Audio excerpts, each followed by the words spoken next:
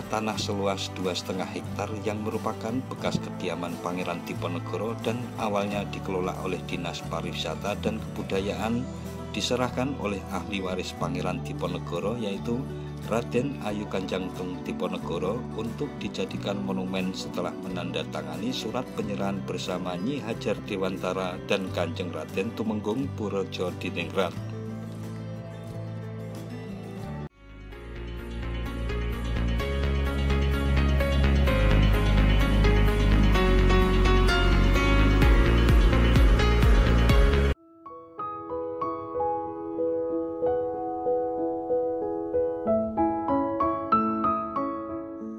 Assalamualaikum warahmatullahi wabarakatuh, sahabat Datar Media. Yogyakarta selain dikenal dengan tempat-tempat wisata dan kulinernya, juga memiliki sejarah panjang sejak berdirinya hingga kemerdekaan Republik Indonesia. Salah satunya adalah sejarah perjuangan Pangeran Diponegoro yang merupakan seorang bangsawan sekaligus pahlawan nasional. Lahir di Keraton Yogyakarta pada tanggal 11 November 1785, bernama kecil Bendoro Raden Mas Ontowiryo dan setelah dewasa bergelar Kanjeng Pangeran Diponegoro. Beliau merupakan putra sulung Raden Ayu Mangkorowati yang merupakan putri Bupati Pacitan sekaligus selir dari Sri Sultan Hamengkubuwono III atau HB3. Pangeran Diponegoro lebih tertarik pada kehidupan keagamaan dan kesetaraan dengan rakyat, sehingga beliau lebih memilih tinggal di desa Tegalrejo. Pada masa kepemimpinan HB5 atau tahun 1822, Pangeran Diponegoro tidak menyetujui jika sistem pemerintahan dipegang oleh Patih Danurejo bersama reserse Belanda.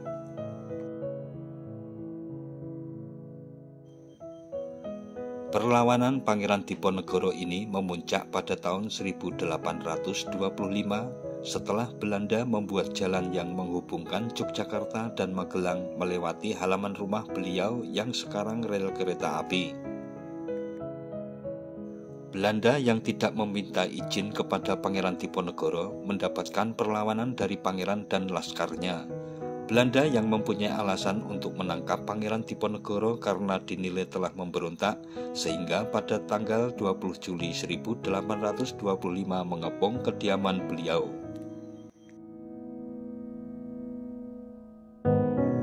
Karena terdesak, Pangeran Diponegoro beserta keluarga dan pasukannya menyelamatkan diri menuju ke barat hingga desa Dekso di Kabupaten Kulon Progo, dan kemudian meneruskan ke arah selatan hingga tiba di Gua Selarong yang berada sekitar 5 km arah barat dari kota Bantul. Sementara Belanda yang tidak berhasil menangkap Pangeran Diponegoro membakar habis kediaman pangeran. Dari Gua Selarong yang terletak di Dusun Kentolan Lor, Guosari, Pajangan, Bantul, Pangeran Diponegoro menyusun strategi gerilya melawan Belanda. Pangeran menempati gua sebelah barat yang disebut Gua Kakung, yang juga menjadi tempat pertapaan beliau. Sedangkan Raden Ayu Ratnaningsih, yakni selir yang paling setia menemani pangeran setelah dua istrinya wafat, dan pengiringnya menempati Gua Putri di sebelah timur. Perang Diponegoro yang dalam buku-buku sejarah karangan penulis Belanda disebut Java Oorlogs atau Perang Jawa berlangsung hingga tahun 1830. Dalam perang ini kerugian pihak Belanda tidak kurang dari 15.000 tentara serta menghabiskan dana hingga 20 juta gulden.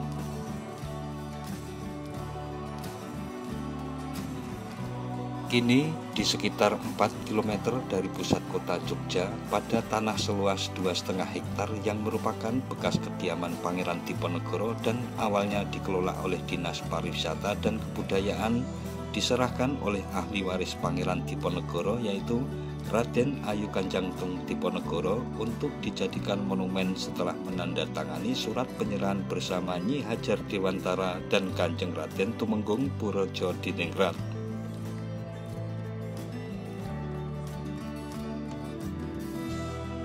Di tanah yang kini menjadi milik Keraton Yogyakarta itu mulai pertengahan tahun 1968 hingga 19 Agustus 1969 dibangun sebuah monumen pada bangunan perigitan yang menyatu dengan pendopo tepat di tengah kompleks yang diprakarsai oleh Maijen Surono yang saat itu menjabat Pangdam serta diresmikan oleh Presiden Soeharto.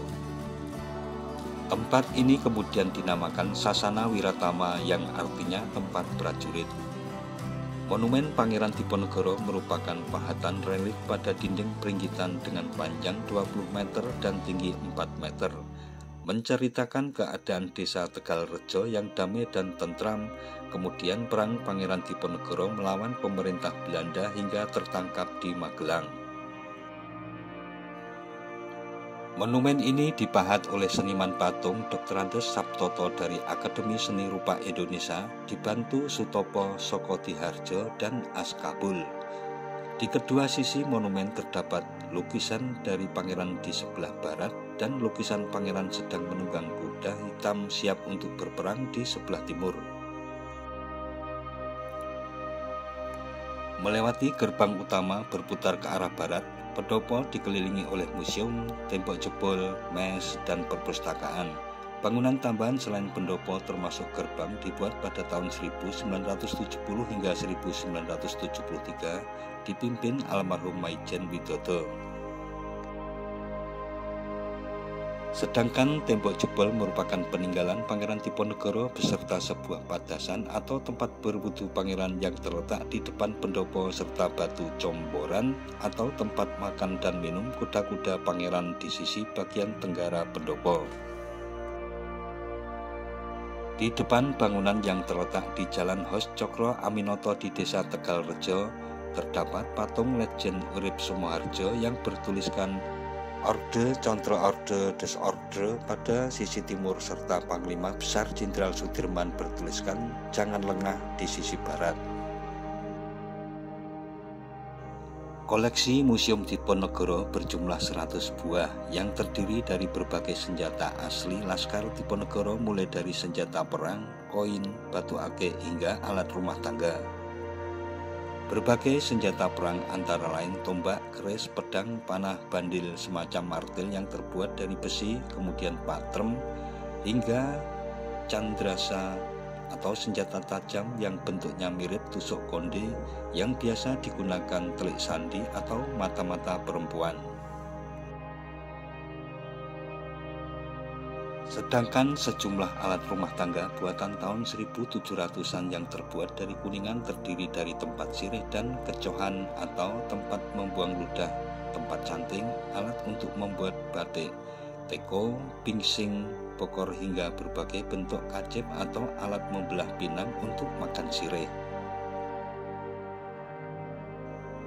Di museum ini juga tersimpan dua senjata keramat, yaitu sebuah keris dengan lekukan 21 bernama Kiai Omyang, buatan seorang empu yang hidup pada masa kerajaan Majapahit, dan pedang yang berasal dari kerajaan Demak.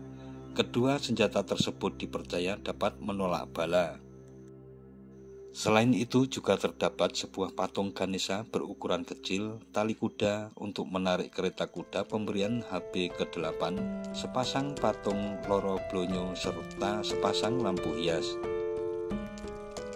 Di dalam pendopo bisa dilihat seperangkat alat gamelan milik Hamengkubuwono II buatan tahun 1752 berupa ketipung atau gendang kecil dan wilahan boning panembang yang terbuat dari kayu dan perunggu berwarna merah dan kuning. Seluruh wilahan atau besinya masih asli, hanya kayu gamelan saja yang sudah diganti karena lapuk termakan usia. Juga terdapat sepasang meriam di depan serta satu meriam di sebelah timur pendopo. Selain tembok jebol, padasan, dan batu comboran, peninggalan pangeran lainnya terdapat di Magelang, antara lain kitab suci Al-Quran, cangkir, dan teko jubah pangeran, serta 4 kursi 1 meja. Kemudian di Museum Satria Mandala Jakarta terdapat pelana kuda dan tombak, serta sebuah keris milik pangeran yang belum dikembalikan dan masih disimpan di Belanda.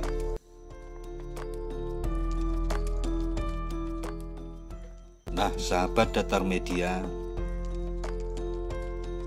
Demikian sekilas tentang sejarah perjuangan Pangeran Diponegoro serta kondisi kediamannya yang kini menjadi Museum Sasana Wiratama sebagai tempat wisata sejarah yang mengandung nilai-nilai edukasi yang harus dilestarikan. Jangan lupa subscribe dan tekan tombol loncengnya agar tidak ketinggalan dengan video-video terbaru dari Datar Media. Sekian dan wassalamualaikum warahmatullahi wabarakatuh.